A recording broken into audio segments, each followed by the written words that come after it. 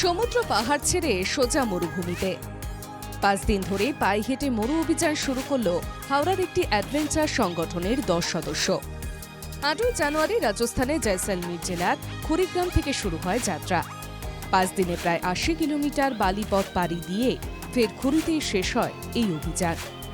10 সদস্যের মধ্যে একজন মহিলাও ছিলেন। পূর্ব অভিজ্ঞতা সেরকম ভাবে কিছুই ছিল না।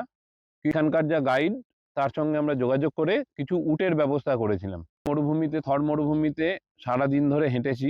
প্রকৃতি যেটা আমরা দেখতে এসেছিলাম, যেটাকে এক্সপ্লোর করতে এসেছিলাম, সেটাকে আমরা এক্সপ্লোর করতে পেরেছি। মরুভূমি মানে কিন্তু শুধুমাত্র বালিয়াড়ি না, মরুভূমি মানে তার স্বাতন্ত্র্য, সবটাকে নিয়েই মরুভূমি। কখনো বালির ঢিপি, আবার কখনো জঙ্গলপথ। দিনের তাপমাত্রা 10 থেকে 12 ডিগ্রি হলেও রাতের তাপমাত্রা নেমে যায় একেবারে 2 থেকে 3 ডিগ্রিতে। কঠিন সেই আবহাওয়াতেই চলছে অভিযান। অন্যান্য অভিযানগুলোতে, কোস্টাল ট্রেকগুলোতে যেমন আমাদেরকে মাঝে মাঝে নদী পেরোতে হয়, এখানে তেমনি মাঝে মাঝে আমাদেরকে বালির পাহাড় পেরোতে হচ্ছে, যেটা একটু কষ্টকর, কিন্তু আবার তাতে মজাও রয়েছে। অভিযাত্রী দলের মূল উদ্দেশ্য ছিল ঠান্ডার মরুভূমির ভয়ঙ্কর সৌন্দর্যকে উপভোগ করা। Sudipta Chattopadhyay report, NKTV Bangla.